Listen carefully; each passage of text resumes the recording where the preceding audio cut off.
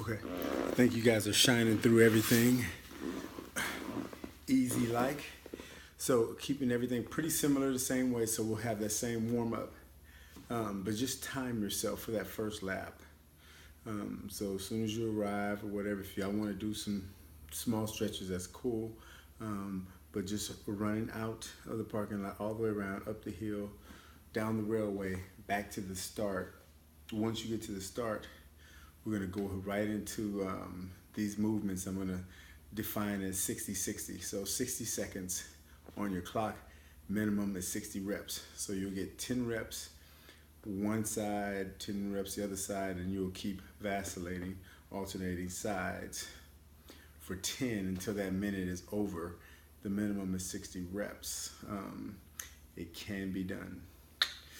But it should be challenging. So for that warm-up lap, what we're gonna do in between those intermissions, and what we'll do is we'll keep it pretty simple.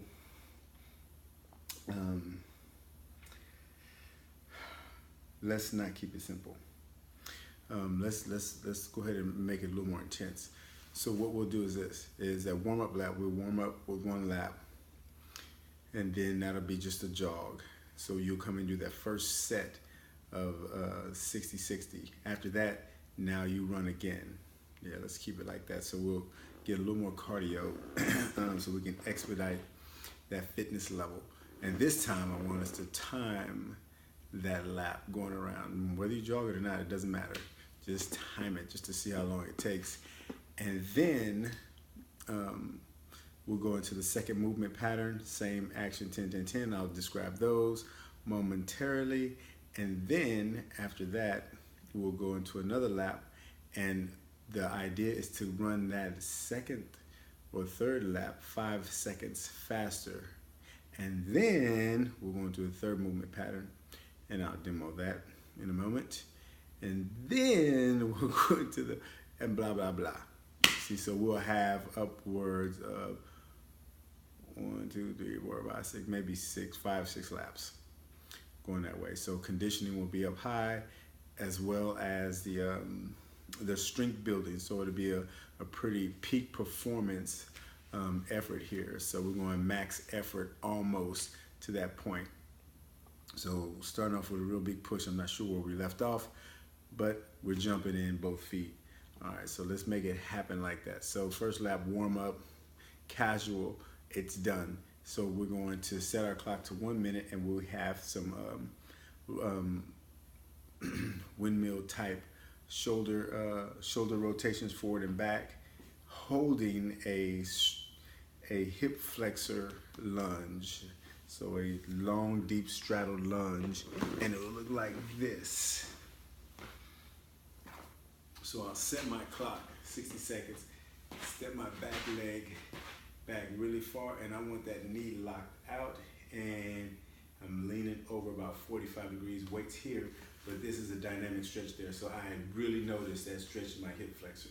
So now my arms come out to the side, palms can be down. It really doesn't matter, I'm not going for height, just this rhythm. So I have 10 like that. Once I have 10 that way, I'm switching legs, 10 this way. So I want that same stretch over here, leaning forward. So now I'm going 10 forward. And I'm trying to get that 10 as fast as possible. And I'm not sure if that message just obscured the vision. Hopefully not. But at any rate, so we're going to continue to alternate, going backwards. So I'm at 30, then go back to other leg 40, other leg 50, other leg 60. So I got 60 reps, and that spared me about 5 seconds before the minute was over, so I was ahead of time. Hopefully that's the case. But at any rate, so after that minute's over with, take off. Next lap, and you're gonna time this one so it can be a little faster than the warm-up, or it can be warm-up speed. It's not gonna matter, because that third lap, you're gonna measure it, so you will have to bump up your effort on that third lap. So that's really where the fun begins. So that third lap, trying to get up that hill on the backside will definitely be good. And let me know how y'all can see on that hill, although you may have to walk up that hill before you even start, just to make sure you can escape any kind of divots or any kind of holes or drainage deviations in the landscape. So measure that before you even go. I'm not sure how these videos are being watched, but anyway, so here we go. So the second movement pattern, what we'll do is we're going to some bicep curls with some shuffles. So this is just to get your heart rate up, and I'm going to get shuffles continually. The only difference is I'm alternating 10 bicep curls. So on the clock, and go. So I'm shuffling right here. I have 10 shuffles, 8, 9, 10. Keep my shuffles, 10 bicep curls, 9, 8, 9, 10. Hold it, 10, 9, 8, 7, 6, 5, 4, 3, 2, 1. Bicep curls, 1, 2, 3, 4, 5, 6, 7, 8, blah, blah, blah, 9, 10. Go back to shuffles. So we're doing that for a count of 60. Once I get 60 reps within that 60 seconds, hit it, go for that lap. So you're back around again to get 5 seconds faster than the previous lap. So we want to continue to pick up that the rate of effort on that run. So it will be conditioning as well as kind of building those fast twitch muscles, right? So you get back around, so we'll go to the next movement, and this will be a little different with the reps because it won't be even for my movement patterns, but we're still aiming at the same thing. So we have a squat with a little pendulum swing. So bringing my forearm, my wrist to the outside of that knee to start, chest is up, and I'm just going 45 degrees that way, all right? So start my minute on my clock. So I have 10 reps here.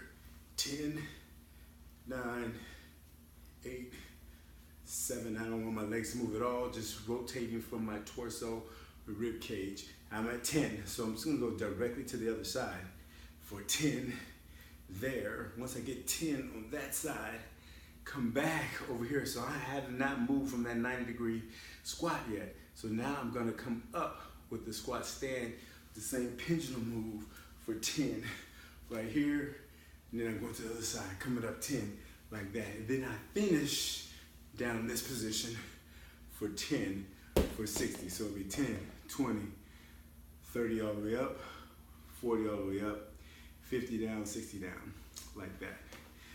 So that should be pretty clear. And then once again, take a note of how fast the previous lap was. We want to increase by 5 with our speed on that. So hopefully we'll get a good indication of those increments of improvement as we go along. Okay, so here we go, adding some core with these movement patterns here. So we'll get 2 core exercises coming up. I don't know, these people are really getting at me tonight. I don't know if y'all can see that, but anyway, so let's get that. So what we're gonna have is kind of like this, the oil rigger or oil digger type of movement pattern. Both arms are back, but I'm only working one side, all right? So I'm coming up, same side crunch and leg for 10. Once I have 10 there, switch legs.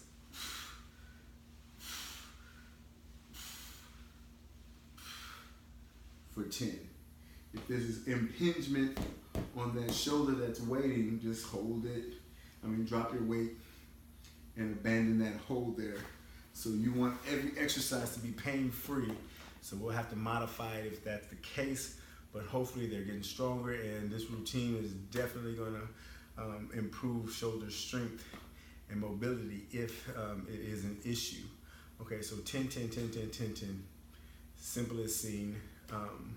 All the way around. So now I have my lap again, going around for that lap a little bit faster. So you should be definitely, I believe this is the 4th or 5th lap here, you should be definitely winded once you get back up. So the goal on this one would be just to complete 2 rounds of this whole thing if possible. So that would be our goal instead of 3 this time, because there will be a little break, but don't take too much of a break because I want 2 complete rounds. So that should dictate how much of a break you get. Okay, so here we go. So for that fifth exercise movement is going to be just a straight sit up with a reach up. And I'm not really concentrating on what my legs are doing here, just crunching up and reaching up like so. Elbow close to my ribs, 90-degree bend, and reaching up for 10. Once I get 10, switch to the other side, same thing, blah, blah, blah. 10, 10, 10, 10, 10, 10, minimum 60. So that's the goal, is to get that 60 reps. Okay, so the last movement pattern will be a, kind of how we started, a little step back launch, or lunge launch. I'm trying not to use that word, but I guess it would be obvious regardless of what the name is, the movement is the same. All right, so weights in my right hand, my left leg goes back. So these two are coming up in tandem together to create a bicep curl with that lunge launch. So my bicep curls come right to my shoulder as I come up, that lunge launch. So I'm not worried about that stretch on this one, just a step back. Emphasis, front leg, of course. So once I finish that, 10,